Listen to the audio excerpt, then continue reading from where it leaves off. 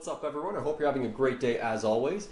First off, I want to say that I'm going to announce the giveaway winner next week, so stay tuned for that. And if you haven't already commented on the previous video or the Instagram post, feel free to do so, and I will include your name in the random draw for the Bluetooth headphones next week.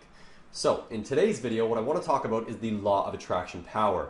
This was brought to mind by a subscriber. Her name is Erin Henry. I'll put her link in the description below and annotate the screen right now with her channel. She has a great channel on YouTube, talks about health and fitness. She's just a really cool person overall, so check her out and hit subscribe. But let's get into the topic of discussion today. I want to break this down into 5 main points, and I'll go through them and annotate the screen as I always do, making things as clear as possible. Firstly, I want to address the mental visualization aspect of the law of attraction power. A lot of people tend to get this a little mixed up. So when you visualize something mentally, it's a wonderful idea to visualize every little detail of it, every single aspect of it, to the point where you can, you can literally like touch, taste, smell. All your senses are applied towards your visualization. What you don't want to do is take that visualization, say, and put it onto what I've seen online and a lot of content, and people discuss this stuff, is like a vision board or writing it in a book or anything like that, and then like putting it up on the wall and looking at it every day. When you do that, what you're doing is you're imposing restriction on yourself and setting limitations. You're basically saying that I'm not there because I'm here. I can't achieve that because of this. You're basically not necessarily recognizing that that exists already, and then confidently doing away with it. That's the important part about mental visualization. You visualize, you create, and you let it go. You let it go. It's like catching a fish and you let it go. And you hold confidence that you're going to receive exactly what you've stated your intention for. That's how you use mental visualization. You don't slap on a vision board, whatever, and then stare at that all the time. What you're doing then is actually expending mental energy, which you could be using elsewhere, and you're fantasizing. You're living in a fantasy. It's much different than visualizing, creating what you want, stating your intention, letting it go, and having confidence that you'll receive. Because when you put it up like that, you're not really saying you have confidence in it. And you are going to end up living in that fantasy. So I think that's really important to note when it comes to mental visualization. Getting back to the point of self-imposed restriction. See, the universe doesn't necessarily know much about anything. So you can state your intention, but the universe doesn't necessarily always know what you want, when you want it, all sorts of things like these little minor details. You didn't specify it. If you think that you have to get past something, be it your current situation or circumstance, if you feel like you have to get past it, or you have to get through this, or anything like that, I hear so many people say these things. And people even say those things to me. They say, oh, you'll be fine once you get through that. And I'm like, excuse me, get through what? Because the thing is, the universe doesn't know what the hell you mean when you say things like that. All that's really understood from that is you're restricted. You're limited. That's all that really comes out of that, And really, those are self-imposed because you're saying it yourself. So I tend to do it a lot too when it comes to like fitness and lifting and whatnot. I'll say, oh, I have this sort of nagging injury and it's limiting me from achieving a strength or a PR or a certain feat. I can say those things, but I really don't hold those as limitations for myself. I acknowledge they're there and then I get to work trying to fix them, but I still know confidently that I will hit this whatever PR, or I'm just using a lifting example for mental visualization, but it can really work for anything. So don't self-impose restriction on yourself by saying that something's holding you back or you need to get past something or through it or by it. Always think that in every present moment you can be and achieve everything and anything. Because when you do that, you're now saying, and you're better aligning yourself to receive what you've stated your intention for using the law of attraction power. You're being more open. The second you start doing those other things, you're closing doors off. You're creating barriers and blockades. And it's like, well, how can stuff get through to you if you're putting up these barriers? So break down all barriers. Understand your pure potentiality. Understand your limitlessness. It's a cool word, limitlessness. So along with this has to do with tuning yourself.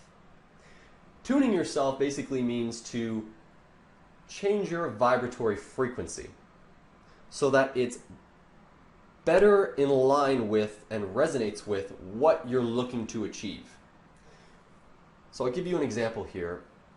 If you walk around and you feel like shit and you're in a crappy mood, what do you think you're going to be more in tune with and aligned with and open to receiving?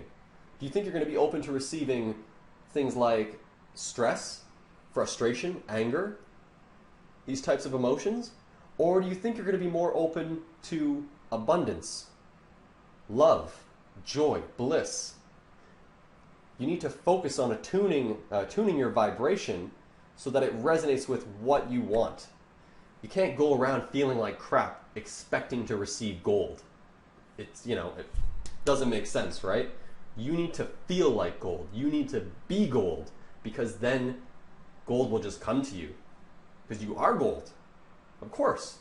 I'm gold. More gold. You're already there, right? So that has to do also with the mental visualization aspect. So you need to basically maintain a positive frequency and vibrate accordingly with what you're looking to achieve or attain or acquire, whatever it may be, whatever you're setting your intention for. Another point I'd like to make is try to be open to receiving. Open to receiving means receiving anything. If your mental visualization says you want $100,000, let's say you're walking down the street and you see like a penny on the ground. Pick up the penny, put it in your pocket, it's yours. You're letting yourself know, you're letting the universe know that you're open to receiving, and in this case, finance, funds. It's just a penny, but again, the universe doesn't need, it doesn't really know what the difference is between 1 cent and $100,000. It's money, it's funds. So pick up the penny. Pick up all the pennies you see. If someone offers you something, take it. A lot of times you'll turn stuff away, like turn stuff down. I do it too, because sometimes somebody will be like, hey, you want this? I'm like, oh, no, it's okay, I'm sure you know what? Take it. Take everything. Don't be like greedy about it though, and never ask for these things. Just wait for them to come to you, and when they do, accept them openly. Because what you're doing is, again, tuning yourself, changing your vibration. I'm open to receiving. I'm ready to receive.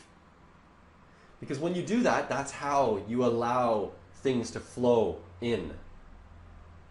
But things don't just flow in. They have to flow out as well. Just like a tide. So don't just be open to receiving, but also be open to giving. I'll give you an example here. I was at a light recently. I was